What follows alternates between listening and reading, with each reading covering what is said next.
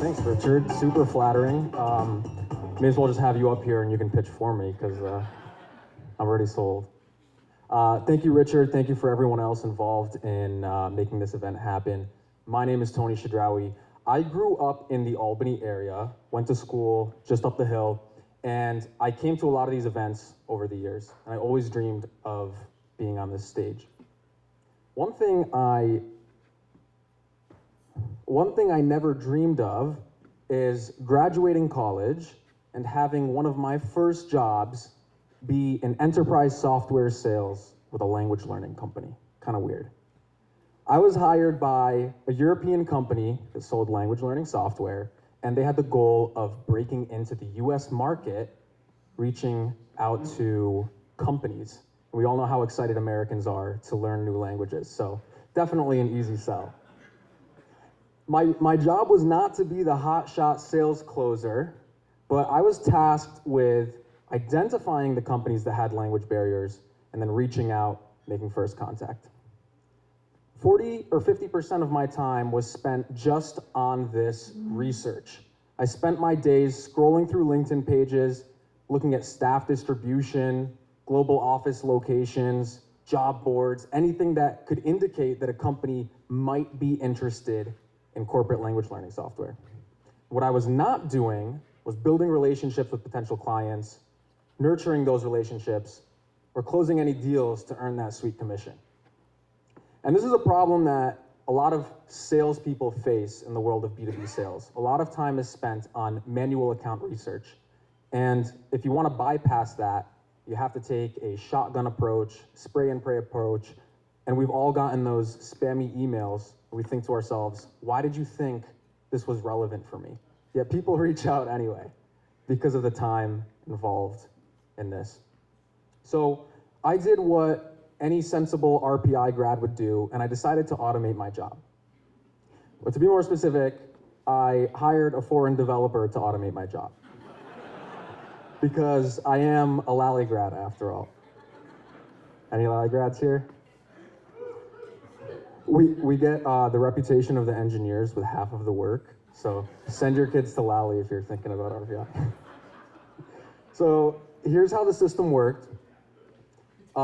Since I was visiting the same websites every time to check for an international presence, I had a web scraping bot that would go to these websites for me, and it would pull this information, staff distribution, global offices, job board data, and it would throw it into this spreadsheet where I had a set of sophisticated formulas that would crunch the numbers and determine if a company was truly international and likely had language barriers, or if those 3 developers they have in Poland just represent 1% of their staff and it wasn't a good fit in the first place. So this cut all of the time that I was spending on the research.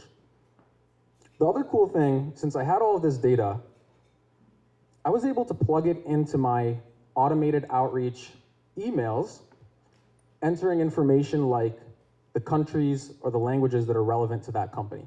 So instead of sending generic one-size-fits-all messaging, this was relevant and calling out the details that were relevant to the person that I was reaching out to. All of this had a few different effects. I was able to literally 10x my outreach volume, saving myself a ton of time, driving more leads into the pipeline. But also outreach felt good because I was able to maintain that high volume without feeling like I'm spamming people. I'm only reaching out to people after pre-analyzing their companies to determine if they're a good fit, and I'm reaching out with relevant messaging. So I thought to myself, a system like this has to be valuable for other companies as well. And so that's when I started 10 Talents. We are a consulting agency with the mission of using advanced automation and data science to scale market research and scale sales outreach. My employer at the time became my first client, and they hired me to bring my system to the rest of the US sales team. Since then, I've gone on to work with dozens of other companies across tech, education, finance, and international development. Through this time, the systems that I've built have become more complicated. I also worked with those developers to learn how to do some of this stuff myself, so that was nice. And I'll give you guys a couple examples of some of the data use cases that we can do. So imagine you are a commercial paving company looking for new leads. We can monitor real estate listings using AI image recognition, for example, to look at photos of properties and determine if there are any dilapidated parking lots or driveways, and then automatically reach out to the property owner or the listing agent. One of my clients is a fintech provider and wants to work with municipalities. There's no centralized database out there that tells you all of the financial information of each municipality. They each report differently in each state.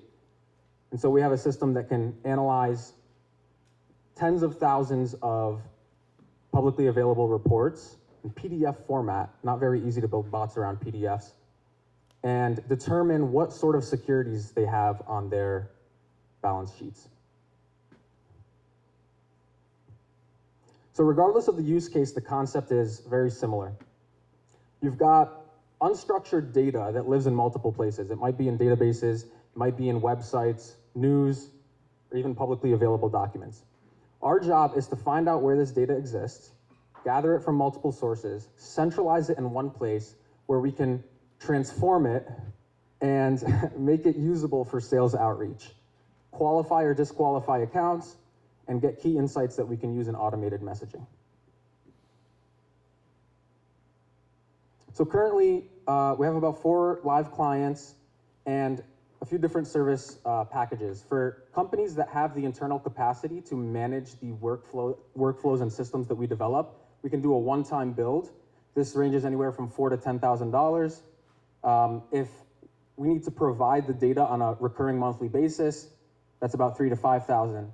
And for companies that have no sales capacity at all, or their founder-led sales are still working on it, we can manage their entire outreach from research to cold calling, emailing, and appointment setting. That ranges from $4,000 to $8,000. We have about 3 full-time people on the team. Grateful to Andrew Smith-Martiny and Dylan Hall as our advisors, and we're working with a handful of other contractors from around the world.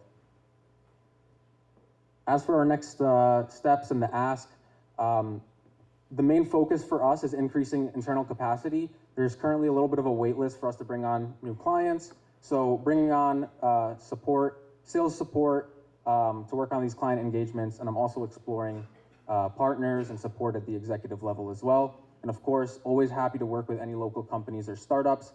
A system like this is really good for market validation and customer discovery at scale without spending forever visiting business after business, being able to identify and understand your entire market very quickly. Thank you very much.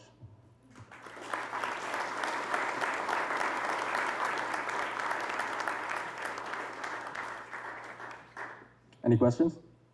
Tell us something about your pricing. It seems low. How did you come up with that price? Yeah, it's funny that you mentioned that. This has been the pricing, but I've had this exact conversation with people that have given me similar feedback.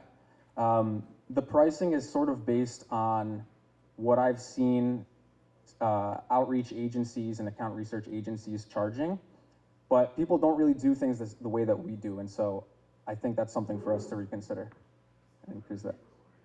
What's that? Put another 0 on it. I'll put another 2 zeros on there while we're at it, yeah.